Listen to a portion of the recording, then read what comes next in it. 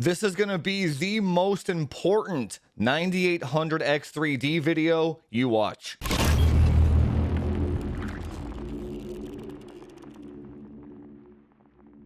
Alright boys, today's video is not going to be your typical bar graph benchmark video because the 9800X3D is such a nuanced CPU that doing bar graphs is kind of disingenuous. So we're going to be doing this video up here on my streaming setup because if you watch here, there's a 14900KS folder and a 9800X3D folder.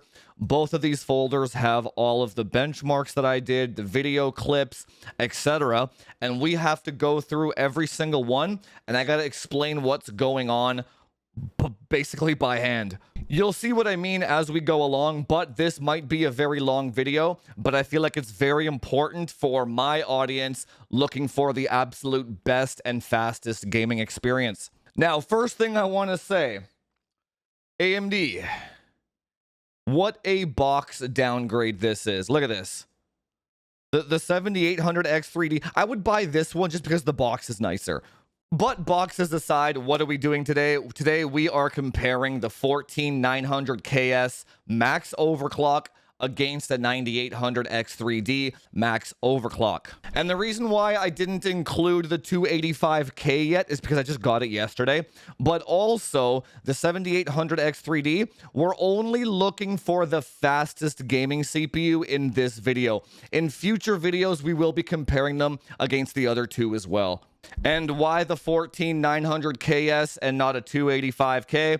Well, because the 14900KS is faster. So we have a lot to go through, guys. So let's just jump right into it. Apologies for the flashbang. So the 14900KS is at 6 gigahertz all core and 8000 DDR5 C34. The 9800X3D is at 5.5 gigahertz. Oops. And 6400 C30. Now, as we go forward here, the 14900KS is direct die cooled, delidded, and the memory is also water cooled, okay? It's pushed quite far. This one, I have not delidded it yet because I wanted to do this video first before potentially breaking it and not having another one, right? But again, we'll do that in a future video. So let's just jump right into the first one here, okay? We're going to do Shadow of the Tomb Raider because that we always got to do Shadow of the Tomb Raider. Now, the reason why we do Shadow of the Tomb Raider is because this game is basically kind of like the built-in benchmark anyway. It's kind of like your synthetic Fire Strike type of benchmark where it will just utilize everything that you give it. So this is kind of like a good example of what the architecture is capable of. And in this one particularly, the 9800X3D annihilates the Intel CPU. So in this title specifically, the 9800X3D is almost 18% faster. Now you can also attribute this to like Death Stranding, Horizon Zero Dawn. Now keep in mind also that this benchmark was done at 1080p high with a maxed out RTX 4090. If you were playing at 1440p or 4K, which you should be doing in single player titles, there wouldn't be a difference at all. Okay, so Riftbreaker is up next, and the 14900KS squeezes it out by a smidge, but the 1% lows and the 0.1% lows are quite a bit higher. So when the 0.1% lows, the Intel CPU is actually 12% faster. Now, the AMD CPUs historically have performed quite poorly in real-time strategy games with a lot of units on the screen, lots of assets, too much going on for that chiplet architecture to figure out what's going on. Now, continuing on with the real-time strategy trend, this is like the Factorio script. Now, This Factorio script is specifically designed to be such a gigantic map that it cannot fit in the 3D cache, and as a result, the Intel CPU is 12% faster. So it's very similar to Riftbreaker, where when there is so much going on in the map and the CPU has to move really fast latency-wise, the 3D chip still suffers. Now, that doesn't mean it's bad, I mean, clearly, but it just means that the chiplet architecture really struggles when there's like thousands of things going on at once. On the flip side, if you did the Factorio benchmark number 1, that one does fit in the cache. Intel doesn't come even close. Now, continuing on with the real-time strategy trend here, this one is the Civilization 6 benchmark. Now, the lower the number, the better, right? Because that means it's processing that many commands in a faster time frame. And then the Intel CPU is about 9% faster here as well. So again, you're seeing that trend of when there's too many things on the screen at once, the Intel CPU is around 10% better consistently. Company of Heroes here is next, and this one is a great example. Well, the built-in benchmark anyway. I don't know how crazy the game gets in a real game, but the built-in benchmark, there might be like, I want to say 200 units on the screen at once. So this one's a good example of where it does fit in the cache.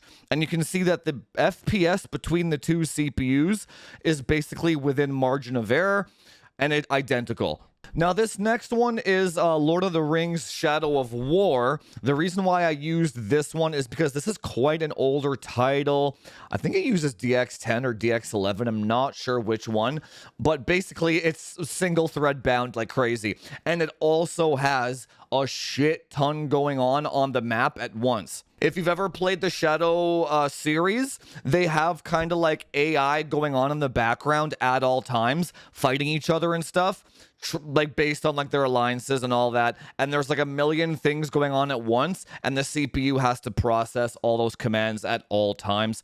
So what you see is, again, the Intel CPU has better lows, but the AMD CPU has better averages. Now, even though the lows are only 7 FPS different from each other, that is actually 10%. So you are seeing that 10% on the lows creep up once again.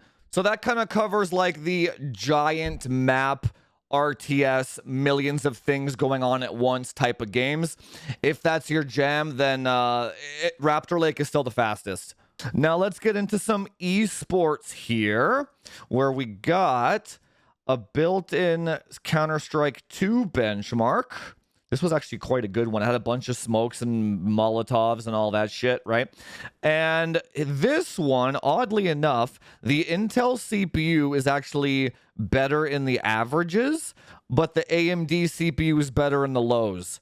So about 4% faster in the lows on CS2, but like realistically speaking, and this was only when there was like 100 grenades going off and the explosion from the plant, right? So realistically speaking, both gaming experiences on these two setups is going to be identical, especially if you have like I guess the highest one right now is a 540 hertz monitor. Yeah, it's going to be the same. Now, I just wanted to quickly check Apex Legends with the 3D chip. I don't have footage on the Intel chip because I couldn't get back into the damn map without like 4 rotation of the maps. Regardless, all I wanted to do was check for the dip, and I am pleasantly surprised, but it looks like that there is no dip. And I went into this downtown area with a lot of assets. The FPS seems rock solid on Apex Legends here. I even jump up here on this rock. No dips at all. And the GPU usage isn't pegged at 100, right? So for Apex Legends, I think you're good to go with this 3D chip, right? 210 in the lows. Yeah, this is totally fine for Apex Legends. Now, I did try to benchmark Valorant, and the data is so inconsistent on both CPUs that I don't know if it's even... I don't know how to benchmark this game. I don't know how to make it run as best as it can. But so if you watch this is 9800X 3D. Right here, there is a little bit of a dip coming up. So I refresh it. I move forward. There it is. It just dipped. Now, it does the exact same thing on the Intel one, to be fair as well. So I'm not sure if it's the way I configured the game or if the game is just like that. So when I go to the Intel one, and right there, you just see a little dip there down to 180. And then it comes back up. So again, it just did it again. I have no idea. So whatever. It does it on both CPUs, so there's no winner or loser here. I just, yeah, whatever. It is what it is. I personally don't play Valorant, so I am not qualified to benchmark that game properly. Now, let's do Rust. This is probably going to be the last time I ever benchmark this game because it doesn't matter what CPU you have. It's just going to dip. So I'm logging into this server here with the 9800X3D. So I wake up here and then all I do is just twirl the mouse with the 1% lows. So check this out. 185, twirl down to 56. It doesn't matter. But then what you'll notice is as it's loading all the textures around you, the 1% lows come all the way back up and then it doesn't dip anymore, right? And then on the Intel one, I do the exact same thing. I just wake up, turn on the 1% lows, whip the mouse in the fresh server, and it dips all the way down to 100. Now, there's one thing I really want you to pay attention to that's critical going forward for the rest of the video. Pay attention when I whip the mouse and it dips down to 100 FPS. Pay attention to how much faster the 1% low moves up as the textures are being loaded. So check this out. We're going to whip it. 1, 2, 3, 4, 5, 6, 7. So about 6 seconds, 7 seconds. Now back on the AMD rig here, pay attention to how long it takes. This is critical, okay? So check this out. We're going to play. 1, 2, 3, 4, 5, 6, 7, 8, 9, 10, 11, 12, 13, 14, 15, 16, 17, 18, 19, 20, 21, 22, 23. Around, so 22, 23. Oh, it's still going up. Shit. Whatever. We'll say 23 seconds. So it took the Intel CPU about 7 or 8 seconds to load all the textures in the map. On the AMD one, it took about over 20 seconds. Now, you could argue that that's because it's where I am on the map. Hang on. And this is why, my friends, it is so important to do more than bar graphs when benchmarking CPUs. Now, the next one that we're going to look at is Kingdom Come Deliverance, like the first one. The reason why I used to always benchmark this one because of how horridly unoptimized it is and how much texture pop-in there is and how CPU bound it is, right? So this is the 9800X3D here, and watch what happens as I go forward here. All good, all dandy. 250 in the lows, fantastic performance. Now, when I go through this archway on the right, check what happens when it loads all the textures from the mountains and all that shit. Check this out. Boom. Dip down to 120. But, see how, notice how it's going back up. Look at that. The one, just like Rust, it's the exact same behavior. The 1% lows are slowly going up as it's loading in all those textures. And then, so I go back to double check it. Look at this. I go back, I turn off the 1% lows, I turn them back on. Wait for it. Turn it back on. I go back through the archway now that all the textures are loaded. No dip. Now we're at 240 in the lows.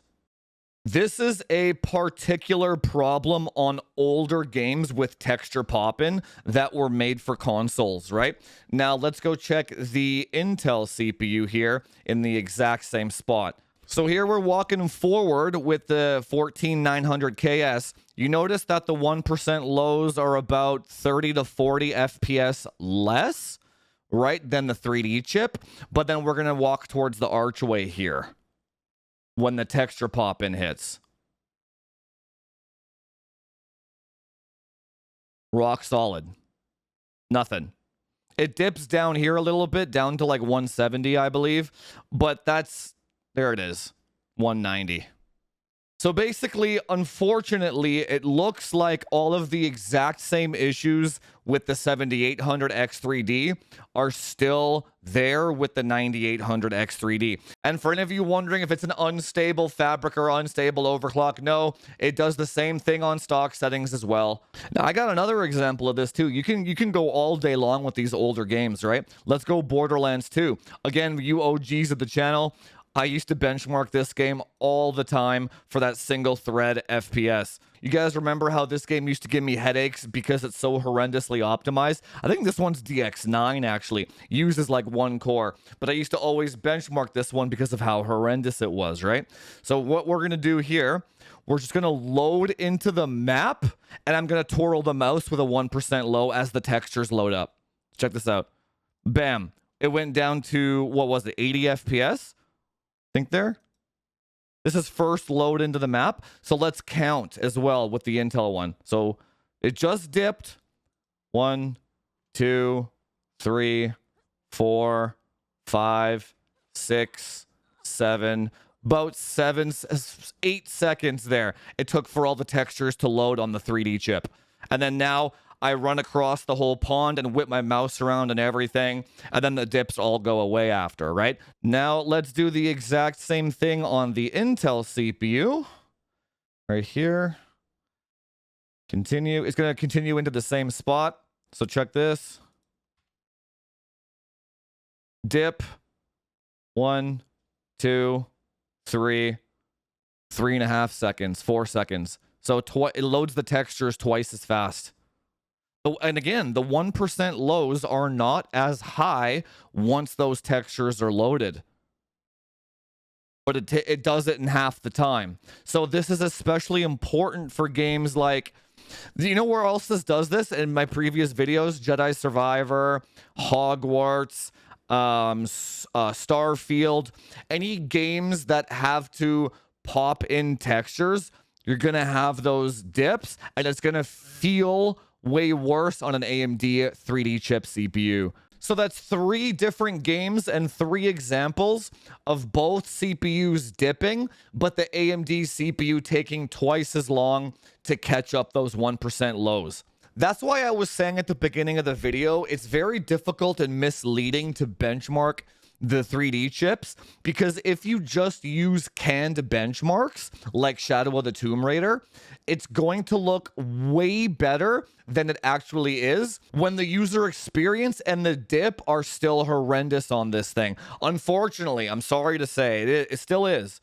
Now, the next one that we're going to do is Final Fantasy XIV Dawn Trail. This one was pretty straightforward. There's one part of the benchmark when there's like 1 million units on the screen right here during this waterfall scene. Whips over here. And then there's like 50 battles going on. And then the AMD CPU dips down to 118 FPS, 1% lows. And then the Intel one, I think it's the exact same, or like 1 or 2 less. 117, yeah. So basically, in this MMO specifically, I don't know how large the battles get. Again, I haven't tested it in an actual game. Maybe there's like 200 player raids or whatever. But it seems like with that many units on the screen at once, both CPUs are the exact same. Now, we got one more before we get into Call of Duty. Deadlock. This is a new one from Valve. I quite enjoyed it. I've been playing it myself. So I just wanted to see what the 1% lows were in kind of a battle with lots of crap going on the screen. This is an actual game. I think it dips down to... can't remember now. I think it was like 260 or something. 270. Oh, 246. That's what it was. Right. So 246 it actually dips down to, right? Now let's go to the Intel CPU. This is a different lane, but I tried to pick the same character and just spam the same moves, right? And it's about 270 in the lows and 50 FPS less, 60 FPS less than the averages. Again, so higher averages, lower lows on the AMD CPU. The Intel one seems to be about 30 FPS higher. Oh, no, there it is. Never mind. So 15 to 20 FPS higher in the lows on the Intel one. Also, that game does not need that much refresh rate. People destroy me with like 120 hertz. It's not that serious. Now, let's do Warzone. This one is hella interesting. But before that, this video was brought to you by the supporters of the channel. I had to buy the 9800 X3D with my own money to bring this content to you guys. Shout out to Central Computer for getting it out to me faster than Newegg did. Newegg shit the bed hard. If you have an option, go buy your hardware from Central. They're not paying me to say this, by the way. I just hate bad customer service, and Central Computer has infinitely better customer service than Newegg does. But also, this video was brought to you by the PC Optimization Masterclass. If you want FPS numbers like what you see on this video and all my other videos, I have step-by-step guides for every single platform and every single CPU in that course. Imagine getting a 35% performance boost by optimizing your PC. That's 2 generations of upgrades that you can get with a little bit of elbow grease and hard work. Now, let's get into Call of Duty here. I did Warzone, the biggest map that I could. That one has the most dip. Now, you're going to see here that I got 2 files. I got one that says center and one that says edge. And this is repeatable, by the way. This was fascinating. So, we're going to do the edge one first. So, check this out. So, this one, when I was doing my benchmark, look at this. I was like, let me just fast forward a little bit here. So I get to this spot here, the usual spot, right? So I'm about to run and do my 1% lows, and look at that shit, man. I'm like, whoa. I was like, holy balls. I was like 370 average and 260 in the lows. I was like, that's about 30 FPS more than a 14900 KS and a 7800 X3D, right? They're both kind of neck and neck in this game. And then we'll look at the circle closing in on me here, right? So this one I kind of accidentally did on the edge. And then I was like, well, because I couldn't finish my benchmark run, it just ends up killing me before I can do the mouse twirling and everything. So I'm like, I'm going to go do this again, right? So I'm in the center of the map now, and I'm about to go. And check this out. So it starts off the same. Very, very impressive. Almost 400 FPS and 2. And then I was like, wait a minute. It goes down to like 240, 235, 230, 225, 228. This is like identical. Yeah, 219. So this is identical to a 7800 X3D. So your performance on this CPU will depend, again, on how much shit is in your vicinity of how much shit your CPU is rendering. So it's basically the FPS is the exact same as the 7800 X3D when the CPU has to go out to memory. This one's the 14900 KS on the edge of the map, but not outside of it. And there's just a bunch of red shit everywhere. Bunch of players dropped here, right? And then the FPS is basically the exact same as the 7800 X3D, and it's the exact same as the 9800 X3D. So like all 3 CPUs perform the exact same in this game depending on where you drop. So we might be hitting just like an engine limit here or something, boys. Now, one cool part here is I actually get shot from this guy on the left here, and the FPS doesn't dip at all. It's rock solid, right? Check this out. I think I got a shot here. Yeah, there it is. See? The FPS doesn't even move. The averages do, but the 1% lows don't. I think the average went down. Yeah, 260 in the averages, right? 1% lows is a flat line, right? So when you think about this CPU, there are two perspectives to look at, right? There is the perspective of the mainstream consumer, and there is the perspective of the person that wants the absolute best gaming experience and the fastest gaming experience at any cost. But from a max tuner perspective, the 9800 X3D is pretty damn disappointing, man. I'm not gonna lie. Like, trust me, guys, if this was the fastest gaming CPU, I would run it in my personal rig.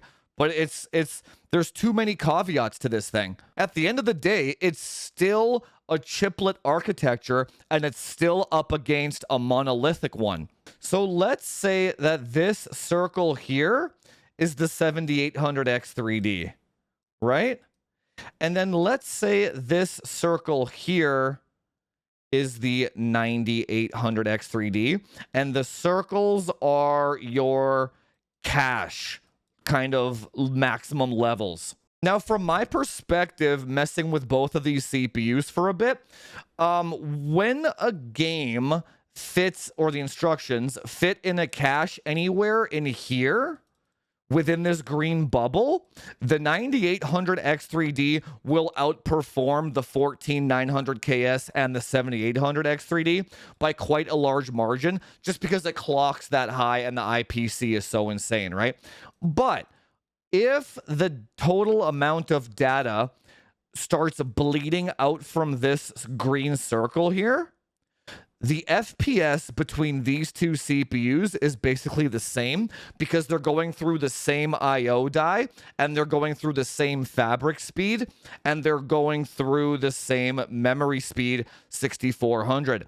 And then outside of this circle, in any game that forces these two CPUs to exit that circle, such as Factorio, Riftbreaker, Rust, what have you, the Intel CPUs can just communicate between the cores and the RAM way faster.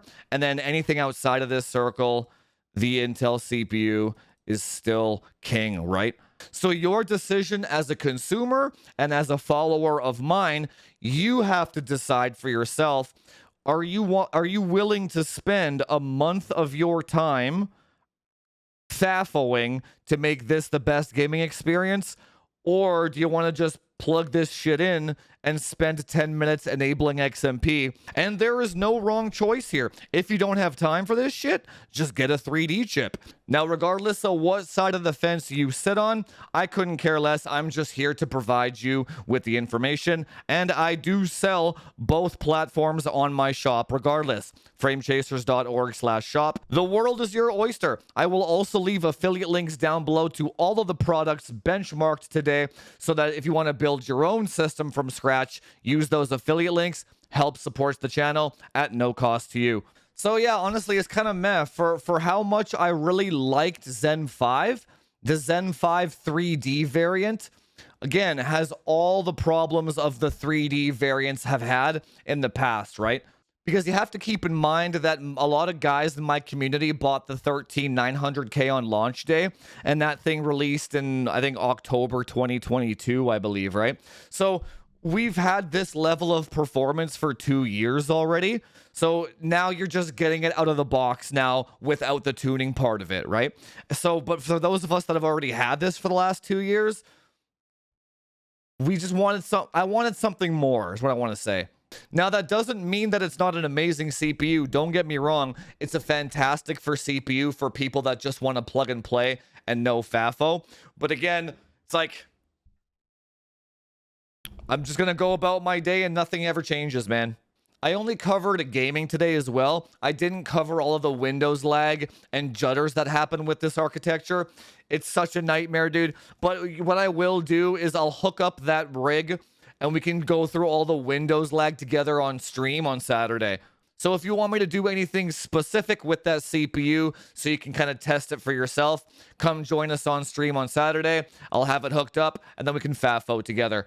Anyway, guys, I hope this video was valuable to you, and I hope you learned something. In the next one, we will be doing a 285K Core Ultra 9 Max OC benchmark. I finally have that CPU.